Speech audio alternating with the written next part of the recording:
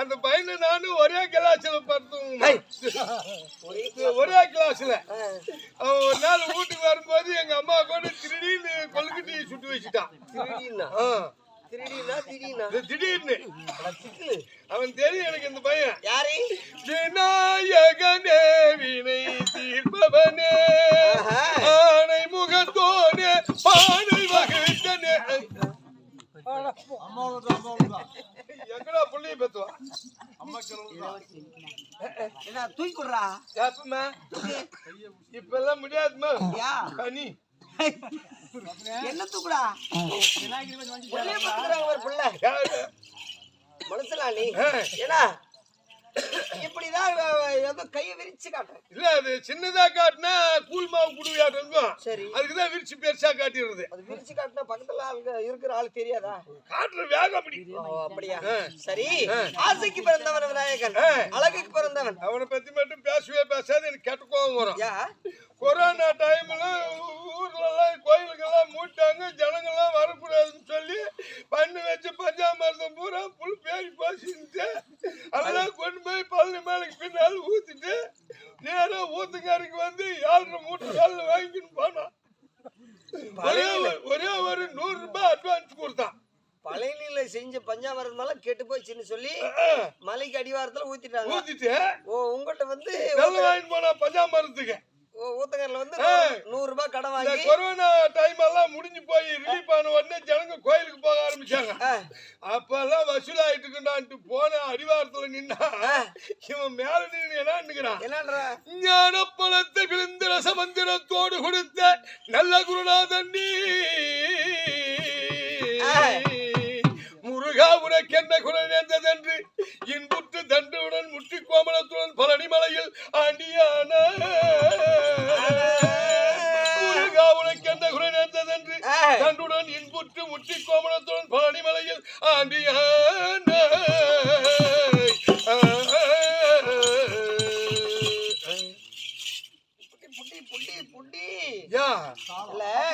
இந்த பௌர்ணமா அம்மா சொன்னது மாதிரி வருமா வியாதி?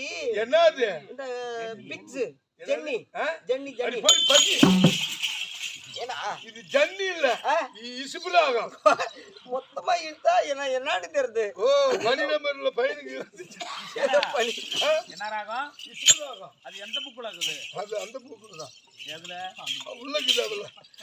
கண்ணே அப்படி அழகுக்கு பிறந்தவனோ முருகப்பெருமான் சுக்குப்போல் 6 படை வீடுடையோர், 6 படை வீடு, அழகு தமிழன், குன்று இருக்கும் இடமெல்லாம் குமரன் இருக்கும் இடமே அப்படின்னு சொல்லி இந்த கோலயத்தார் வழிபட வேண்டும். ஞானு ஊத்தங்கனில முனியமுங்கலான்னு ஒரு ஆட்டம் பார்த்தேன். அதுல நாரத வேஷம் கட்டின்னு ஒருத்தி வந்தான். குஞ்சலுக்கும் எவ்வளவு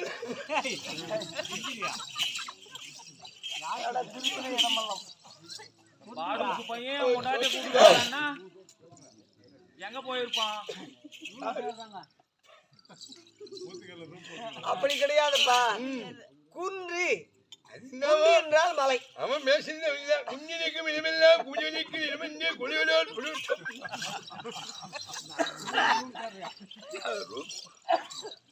பொண்ணுக்குள்ள ரூம் போடுறான். கொஞ்சம் குளிர் வந்துச்சு. அப்படி கிடையாது.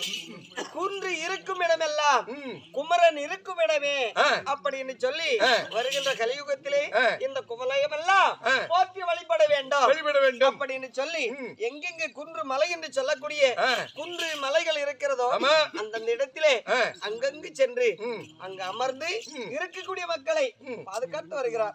என்று கூட தைப்பூச திருநாள் ஆண்டவனாக இருக்கக்கூடிய இந்த பெருமாள் சன்னதியில இந்த தைப்பூச திருநாள் முருகனுக்கும் உகந்த நாள். அதே நாள் தான். ஏன்னா கண்ணனாக இருக்கின்ற போது தேவர்களுடைய இடுக்கை தீர்க்க எல்லா தேவர்களும் முன்வந்து முன்மொழிந்தார்கள். ஆமா உண்மைதான். இந்த அசுரர்களை மதமடக்க வேண்டும். அதற்கு நீங்கள் மறு அவதாரம் எடுப்பதற்கு யாராவது தயாரா அப்படின்னு சொல்லி கேட்டாங்க. மும்மூர்த்திகள் கேட்கிறாங்க. ஆமா யாருமே ஒத்துக்கல. என்னால முடியாது உன்னால முடியாதுன்ட்டாங்க. ஏன்னா சின்ன பிள்ளைய மாற்றாருடைய அங்கத்திலே பிறக்கணும்ல. ஆமா அப்படின்னு சொல்லி யோசிக்கிறார்கள். அதிலே ஆண்டவனாக இருக்கக்கூடியவர் இந்த எம்பெருமான் தான். ஆமா மைத்துனா உன்னுடைய நெற்றியிலே நான் 6 தலலாக பிறந்து ஆமா சரவண பொய்களே விழுந்து விழுந்து 6 குழந்தையாக தவழ்ந்து தவழ்ந்து உன் மனைவியுடைய கையால் ஓர் குழந்தையாகி ஆமா 6 முகம் 6 குழந்தையும் ஆமா 6 முகங்களும் 12 கையும் இப்படி 12 கையோடு ஆமா 2 கால்களோடு ஒரு அங்கத்திலே பிறந்து ஆனால் நான் இப்படி இந்த இருக்கக்கூடிய மக்களுக்கெல்லாம் காட்சி கொடுக்கிறேன் பிறக்கிறேன் என்று சொல்லி அசுரர்களுடைய தொல்லையை அழித்து தேவர்களுக்கு நிம்மதியை தருகிறேன் அப்படின்னு முன்ன வந்தவர் அவர்தான் அப்ப அவருக்கு இந்த நாள் திருநாள் தானே அதனாலதான் பெருமாள் வந்துக்கிறார் இருந்தாலும் கண்ணே இப்படியே நம்ம பேசிக் கொண்டிருந்தான் எனக்கு அழகுக்கு பிறந்தவன் முருகனாக இருந்தாலும் கண்ணே செல்வத்துக்கு பிறந்தவன் ஒருவனுக்கா தெரியுமா பட்டக்கானூர் செல்வம் தானே பட்டக்கானூர் செல்வம் கிடையாது என்னுடைய பிள்ளை செல்வத்திற்கு என்றே பிறந்தவன் தெரியும் யாரு சின்ன சின்ன தேங்காய் அடுத்து சிந்த நெய்ய அடக்கி ஏறாத மலை தண்ணியில ஏறி வரோம் சபரிமலை ஒடுங்க சாமி சரணம் எங்க பொன்னம்பால வாசனுக்கு சொல்லாதரா அதெல்லாம் எங்க குடும்பத்தினுடைய ரகசியத்தினே இருக்கும் அது யாரான்னு கேட்டாங்களா உங்க குடும்பத்துல விஷயம் ஆமா நான் தான் வெளியே சொல்றேன் என்ன மானத்தை வாங்குறேன் பரவாயில்லையா நான் எங்கம்மா மானத்தை வாங்குறேன் வேணா கண்ணே கை போய் மாசில பாத்துக்க உங்க குடும்ப பெருமை அங்கங்க ஊருக்கு மூளைக்கு தண்டூரா அடிக்கும் எப்படி உன் மருக உன் மகளை பார்த்து சரி உன் மக யார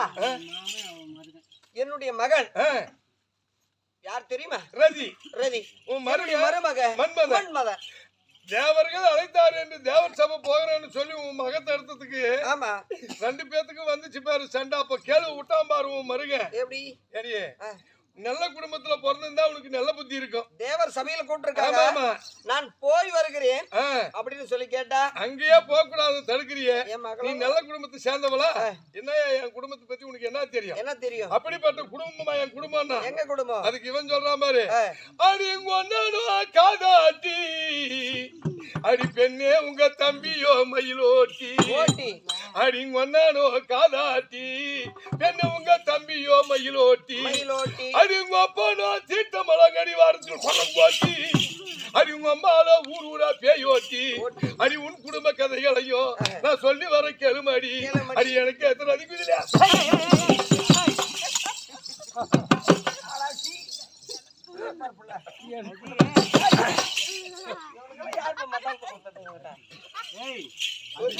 ரதி குயிலே அதே குயிலே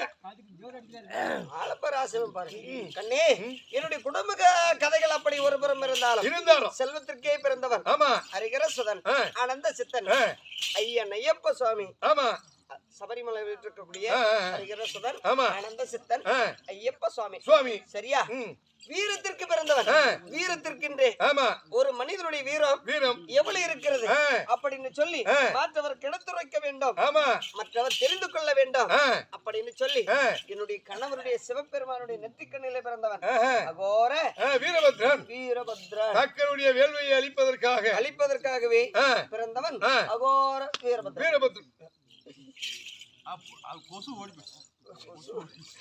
அப்படி இருந்தாலும் கண்ணே எனக்கு 64 குழந்தைகள் 64 குழந்தைகளே 4 குழந்தைகள் மட்டும் நாட்டிற்கு வேணும் இந்த உலகத்திலே தெய்வமாக இருக்க வேண்டும் அப்படின்னு சொல்லி 4 குழந்தைகளை தெய்வமாக பாவிக்கிறோம் இந்த வருகின்ற கலியுகத்திலே தெய்வமாக இருக்க வேண்டும் சொல்லி ஆதியிலிருந்து அந்த பிள்ளைகள் எங்களுக்கு பிள்ளைகளாக இருந்தாலும் வருகின்ற கலியுகத்திலே தெய்வமாக இருக்க வேண்டும் அப்படின்னு சொல்லி அந்த பிள்ளைகளை 4 குழந்தைகளை மட்டும் மக்களாக பாவித்தோம் 60 குழந்தைகள் என்னை எதிர்த்தவர்களை அழித்து சாம்பலாக்கினோம் சரியா ஆனா இருந்தாலும் இந்த தினத்திலே எது காரணம் தெரியவில்லை என்னுடைய பதியானவர் சிவபெருமான் அழைத்திருக்கிறார் சரியா கணவர் இடத்திலே உன்னுடைய மனைவியா உமா மகேஸ்வரி பிரி எல்லாத்துக்கும் அப்படி இல்ல உமா மகேஸ்வரி உமா இல்லடா திகிலு வாயில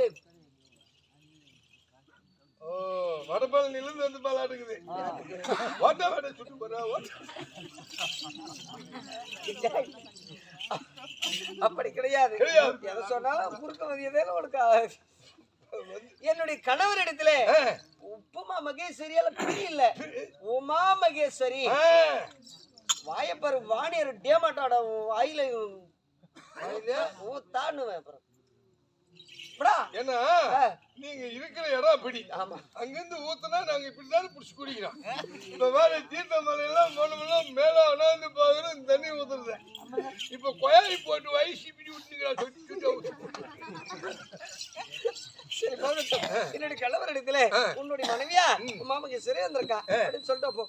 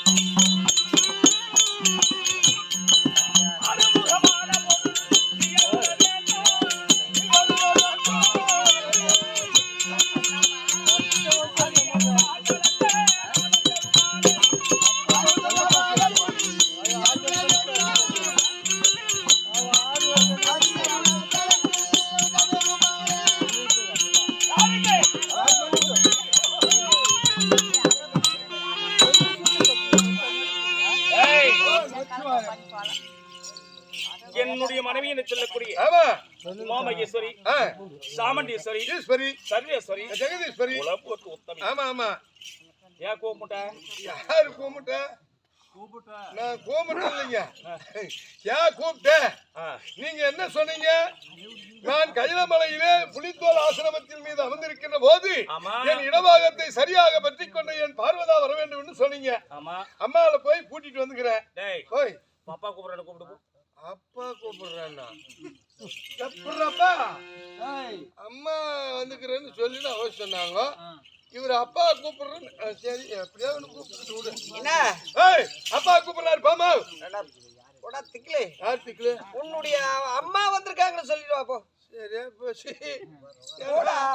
ஒருவேளை அப்பா அம்மா எனக்கு அப்பா எதோட கொண்டு போய் மாட்டுறது நானே. என்ன உங்க அம்மா வந்துக்கிறேன்னு போய் சொல்லிட்டாங்க. எந்த விதத்தோடு எனக்கு அம்மா முறை பரமாண்ட பிட்டா நடமாண்டி செத்தான கதையா நான் மாத்தி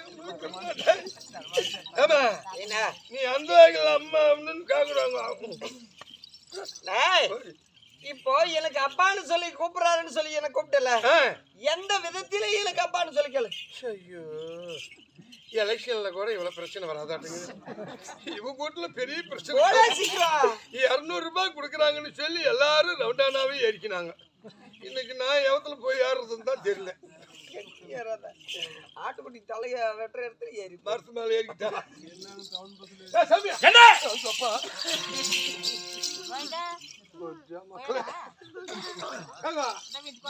வீட்டுல பிரச்சனைங்க அங்க போனா அந்த அம்மா உன்னை அம்மா வந்துக்குன்னு சொல்லுன்றாங்க, நீ அப்பா வந்துக்குன்னு சொல்றீங்க. இப்ப நீ எந்த விதத்துல எனக்கு அப்பான்னு கேக்குறாங்க. அந்த விதத்துலயா? எந்த விதத்தோட அப்பா தெரியுமா? எனக்கு முன்ன பிறந்தவள் உமா மகேஸ்வரி. உமா மகேஸ்வரி எப்படி பிறந்தாள்? முக்கண்ணோடு பிறந்தாள்.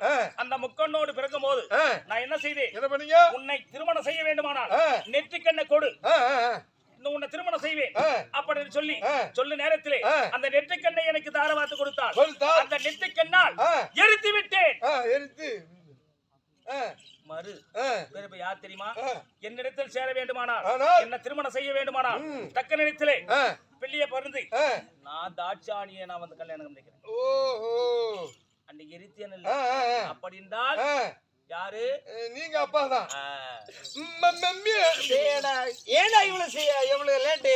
உலகம் பிறக்கும் முன்னே உமையவள் நீ பிறந்து எரிகண்ணோடு இருந்த கண்ணை ஈசனுக்கு கொடுத்தபடியா கொடுத்தேன். அந்த எரிகண்ணால் உன்னை எரித்து மீண்டும் பிறக்க வைத்தார அந்த அப்பாவா? ஏன்னா நீ எந்த வகையில் உங்க அம்மா? இல்ல, எரிக்கண்ணை நான் தான் கொடுத்தேனே தவிர இந்த உலகத்திலே முதன்மையாக பிறந்தவள் யாரு? நீங்கதான். இந்த உலகத்திலே முதன்மையாக ஆதிசக்தி. ஓம் என்ற அட்சரம் ஒலிக்கின்ற போது, ஓம் என்ற அட்சரம் ஒலிக்கின்ற போது ஆதிசக்தியாகவே இந்த 1000 கரங்களோடு, கோழிமுட்டை கண்ணோடு, கோரப்பல்லோடு, அகோர ரூபத்தோடு பிறந்தவள் இந்த ஆதிசக்தி. இந்த ஆதிசக்தியால் படைக்கப்பட்டவன். அப்படி படைக்கப்பட்ட இந்த பாரா பிரபஞ்சமான உலகம், ஆகாயமும் நான் தான், இந்த பூமியும் நான் தான் படைத்தேன். அப்படி படைக்கின்ற போது இருக்கக்கூடிய ஈ முதல் இரும்பு வரை 8000 ஜீவபேதங்களையும் நான் தான் படைத்தேன். படைக்கின்ற போது நான் படைத்தேனே, அதனால் உனக்கு அம்மா என்று சொல்லு. உன்னையும் அவரையும் நான் தான் படைச்சேன். நீங்க எரிச்சிட்டீங்க. ஆனா எரிக்கிறதுக்கு முன்னாடி இந்த உலகத்தை படைக்க நான் முற்பட்ட போது விண்ணும் நானே, மண்ணும் நானே, மர்மம் நானே, செடியும் நானே, கொடியும் நானே, பல் உயிருக்கு உயிரும் நானே, அவரும் நானே, நீயும் நானே. அந்த வகையில நான் உனக்கு அம்மான்னு போய் சொல்லிட்டாங்க. நீ முட்டாள் பையா. யாரு முட்டாளு? அவ ஒரு முட்டாளு, நீ ஒரு அதோட முட்டாள். ஆமா. ஏப்பா யார் யாரு வேறங்க காங்கிரீட்டுக்கா? முட்டு கொடுக்கறதுக்கு முட்டு இல்ல, அறிவில்லாத முட்டாள். எப்படி முட்டாள்? எப்படி முட்டாள் தெரியுமா? தில்லை என்று சொல்லக்கூடிய தில்லையிலே 2 பேர்களுக்கு போட்டி வந்து விட்டது. ஆமா. நான் தான் பெரியவன் என்கிறாள் இந்த பார்வதி. உலகத்திலே நான் தான் பெரியவன் அப்படி சொல்ல நேரம் 2 பேர்களுக்கும் போட்டி வந்த உடனே நாட்டியம் ஆடினோம். தில்லையிலே 2 பேர்களும் நாட்டியம் ஆடினோம். சரி. இரவு 2 பேர்களுக்கும் தோர்வு இல்லாமல் நாட்டியம் ஆடிக்கொண்டிருக்கிறோம். ரைட்டு. தோர்வில் அவன் ஆடுகும் போது உமா மகேஸ்வரி ஆடிக்கொண்டிருக்கிறார். நான் பார்த்தேன். ஓஹோ, பெண்களுக்கு ஆணவம் இருக்கிறது அப்படின்னு சொல்லி காதல் குண்டலத்தை அப்படியே கழுத்து கீழே நழுவி விட்டு என்ன செய்தேன்? என்ன பண்ணீங்க? காலால் எடுத்து காதலே மாட்டினேன். மாட்டின உடனே தோர்த்தாள் மகேஸ்வரி. அந்த விதத்துல அப்பா. ஓ, அப்படியே அப்பா. சரிப்பா. காதல் கேட்டியா இல்லையா? என்ன கேட்ட? இல்ல, அவங்க சொன்னது என்னது? தில்லையிலே நடினம் செய்கின்ற போது 2 பேர்களும் தோல்வி விடாமல் நடினம் செய்ய இவளை தோற்க வைக்க வேண்டும் என்று காதிலே இருக்கக்கூடிய குண்டலத்தை கீழே நழுவி விட்டு நடினம் ஆடிக்கொண்டே நான் காலால் எடுத்து, வலது காலால் எடுத்து, இடது கையால் பூட்டி நாவால் நக்கி காதிலே மாட்டினேனே. அப்பவே அவ தோத்து போயிட்டான். அந்த விதத்துல நான் அப்பா. ஏன்னா அது இந்த நஞ்சிரவத்தோடு சொல்லக்கூடிய என்னுடைய அன்னாரின்னு சொல்லக்கூடிய மகாவிஷ்ணுவா அவர் சைக்கிய பார்த்து, அவர் ஜாடிய பார்த்து, இப்ப ஜாடை என்றால் ஒரு பெண்ணிடத்திலே ஆடவர் தோற்று விட்ட ஒரு ஆண் தோற்று விட்டார். வருகின்ற கலியுகத்திலே இந்த பெண்ணிற்கு ஆண்களை எல்லாம் அடிமையாகி விடுவார் அப்படின்னு சொல்லி அன்னார் ஜாடைய காட்டி அவர் ஜாடையினால் அறிந்து நஞ்சிரவத்தோடு என்று சொல்லக்கூடிய இந்த தோடை தானாவே விழும்படியாகவே தானா விழுற மாதிரியோ அவர் நாவினால் நக்கி காதினால் எடுத்து மாட்டினார். ஆனா என் ஆட்டத்திலே அவரை கலிக்க வேண்டும், ஜெபிக்க வேண்டும் என்று சொல்லி அன்னார் சைக்கை காட்டி என்னுடைய கணவர் அத்தன்மை போல் நடந்தார். ஜெயிச்சார். ஆட்டத்திலே திருட்டாட்டம் ஆடினாரே. அந்த ஆட்டத்திலே நான் என்னை கொடுத்து கேட்டேன் என்ன நீ ஆட்டத்திலே திருட்டாட்டம் ஆடினாயே உன் ஆட்டமோ உன் ஆட்டத்திற்கு திருட்டாட்டம் ஆடினாயே உனக்கு வாத காலனாக போகட்டும்.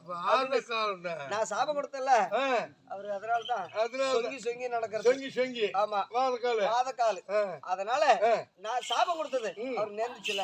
சரி இப்படி என்னுடைய குடும்ப பிரச்சனைகள் ஏன்னா மற்றொரு பார்த்தா